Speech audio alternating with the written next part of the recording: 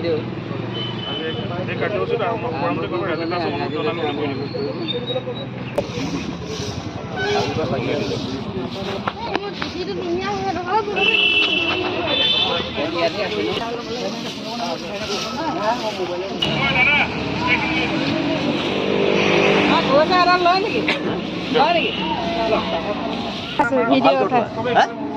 ৰাজীৱ দাস ডাঙৰীয়াই এই শুভ উন্মোচন কৰিলে আৰু ইতিমধ্যে আমাৰ স্বেচ্ছাসেৱক দল আৰু বিদ্যালয় কৰ্তৃপক্ষ সকলো উমৈহতীয়াভাৱে এই কাৰ্যসূচীটো সফল ৰূপায়ণৰ ক্ষেত্ৰত অগ্ৰাধিকাৰ লৈছে আৰু আমি ভাবিছোঁ সুন্দৰ এটা পৰিৱেশ সৃষ্টি হৈছে ভাল হ'ব আৰু অনুষ্ঠান পৰৱৰ্তী কাৰ্যসূচীসমূহ ধুনীয়াকৈ ৰূপায়ণ হ'ব বুলি আশা কৰা ৰাখিছোঁ থেংক ইউ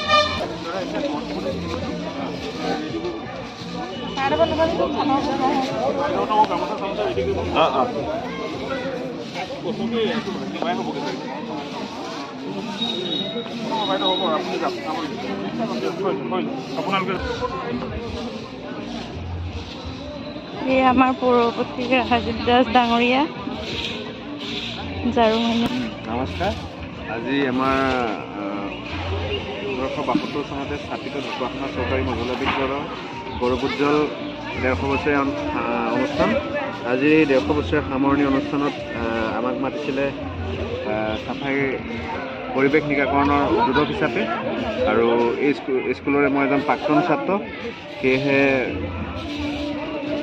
এই অনুষ্ঠানটোত সকলোৰে সহযোগিতা কামনা কৰিছোঁ ধন্যবাদ ধন্যবাদ হ'ল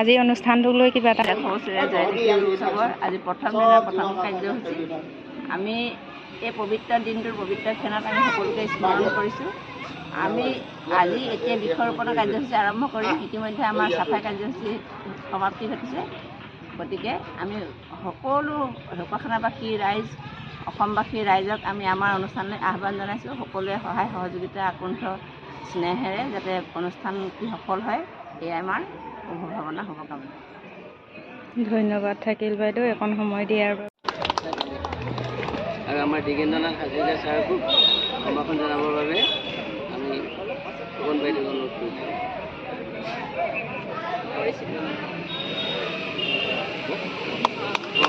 এতিয়া আমি শুভ কাম কৰাৰ বাবে আগবাঢ়িছোঁ আৰু শ্ৰদ্ধাৰ পাটিল ছাৰক আমি আমলখি পুলিটো ইয়াতে আমি দিছোঁ ছাৰৰ যাতে উদযাপনে যথেষ্ট হয় মই বৃক্ষৰোপণ কৰাৰ লগতে কমে এইটো নকমে কৰি লওক অহা বছৰ এইটো কৰি পেলাই আপোনাৰ বক্তব্য ৰাখক তলত মাৰিব পৰা পুলি আনিছোঁ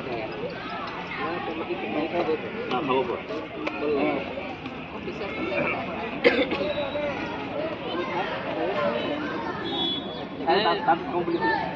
ছাৰৰ পুলিটো তেখেতে ৰুলে নেকি এইটো হৈ লওক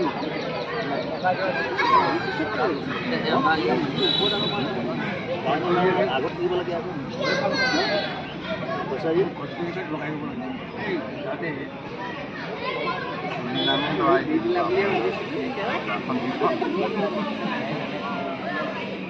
হাজিৰা ছাৰ আপুনি চুই দিয়ক এইটো ৰুই লোৱাৰ পাছত জনাইছোঁ আৰু সকলোকে যাতে প্ৰতিযোগিতা এটা ভাল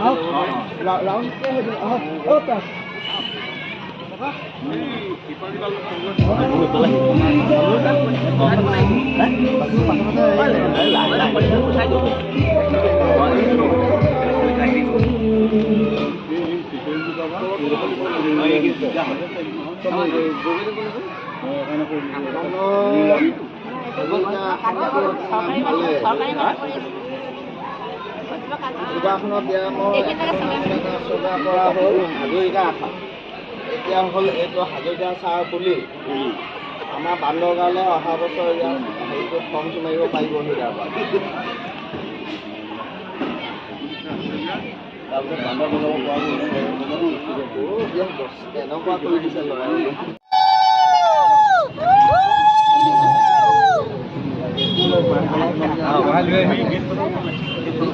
মানে খুলি দিব লাগিব, গেটখন খুলিব লাগিব আৰু তাতে স্পীকাৰ দিব লাগিব।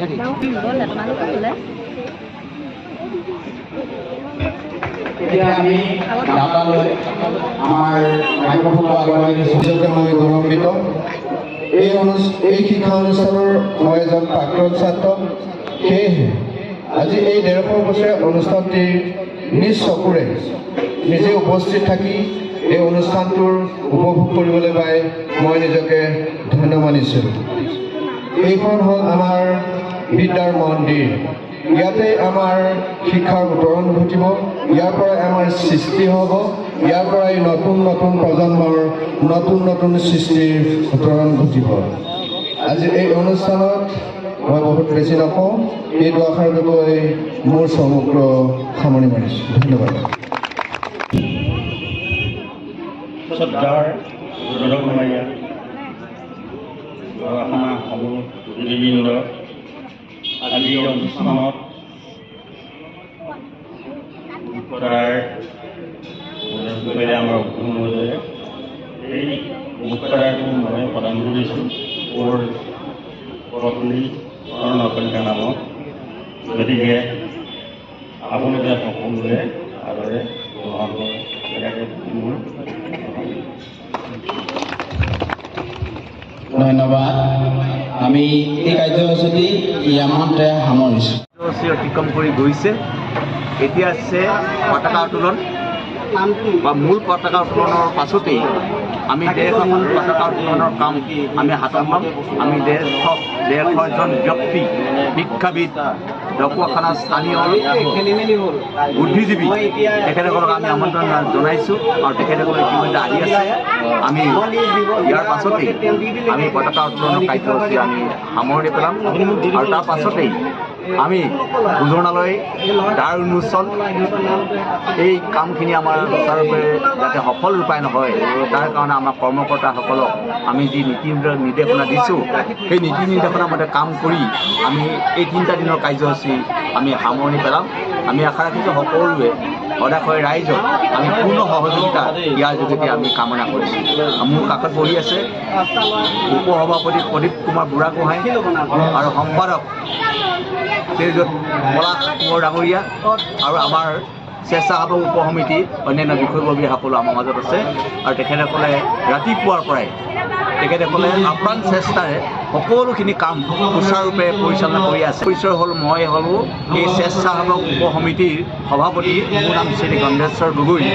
আমি তেওঁলোকক আমি যি নীতি নিৰ্দেশনা দিছোঁ সেই নীতি নিৰ্দেশনা মতে যদি কাম হৈ যায় আমাৰ উৎসৱ বৃদ্ধি হ'ব আজি দিনটোৰ লগতে অহা কালি আৰু অহা পৰহিলৈ আমাৰ মূল মিটিং অনুষ্ঠিত হ'ব।